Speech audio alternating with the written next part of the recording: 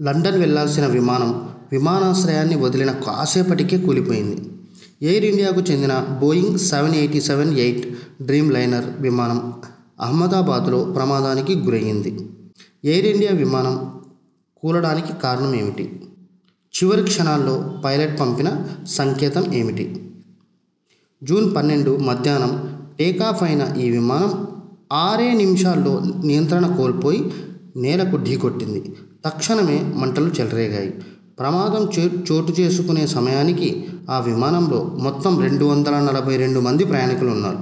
వీరిలో 232 మంది ప్రయాణికులు కాగా మిగిలిన 10 మంది సిబ్బందిగా డీజీసీఏ వెల్లడించింది.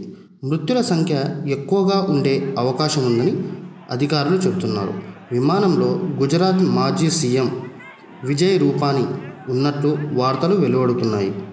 ఇక ప్రయాణికుల వివరాల ప్రకారం 217 మంది పెద్దలు, 11 మంది చిన్నారులు, 2 పసిపిల్లలు ఉన్నట్లు తెలుస్తోంది. పైలట్ సుమిత్ సబర్వాల్, క్లైవ్ కుందర్గా గుర్తించారు. విమానం టేకాఫ్ అయిన కొద్ది నిమిషాల్లోనే 825 అడుగుల ఎత్తులో ఫ్లయింగ్ లిఫ్ట్ను కోల్పోయి నేల మీదకు జారిందని directorate general of civil aviation తెలిపింది.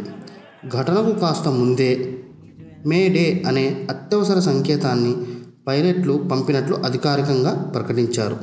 విమాన రంగంలో మే డే అనే అత్యవసర పరిస్థితిలో మాత్రమే వినిపించే కోడ్.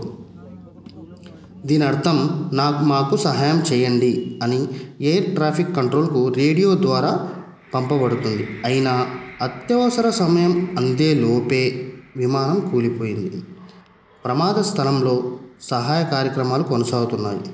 మంటలు ఆర్పే ప్రయత్నాల్లో అగ్నిమాపక సిబ్బంది, గాయపడిన వారిని ఆసుపత్రులకు తరలించే పనిలో వైద్య బృందాలు యుద్ధ ప్రాతిపదికన పనిచేస్తున్నాయి. ప్రమాదానికి గల అసలు కారణాలు ఏంటి అనేటటువంటి విచారణ కొనసాగుతూ ఉంది. ఈ ప్రమాదం ఎయిర్ ఇండియా నిర్లక్ష్యం వల్లే జరిగిందని అనుమానాలు వ్యక్తమవుతున్నాయి. కేవలం మెయింటెనెన్స్లో ఎయిర్ ఇండియా చూపిన నిర్లక్ష్యం కారణంగానే ఈ ప్రమాదం జరిగిందని, ఏమాత్రం శ్రద్ధ చూపించినా వందలాది మంది ప్రాణాలు నిలిచేవని టాక్ వినిపిస్తూ ఉంది. తాజాగా ప్రమాదం జరిగిన విమానం పలుమార్లు మొరాయించిందని, గడిచిన ఏడాది కాలంలో 2 సార్లు సాంకేతిక సమస్యలు కూడా తలెత్తాయని తెలుస్తూ ఉంది. ఇదే విమానం గత జూన్లో విమానానికి ప్రమాదం తప్పిందని, గత డిసెంబర్లో అయితే ఇదే ఫ్లైట్లో పొగలు కూడా వచ్చాయని, దీనిపై డీజీసీఏ అలర్ట్ చేసినా ఎయిర్ ఇండియా పట్టించుకోలేదని తెలుస్తూ ఉంది.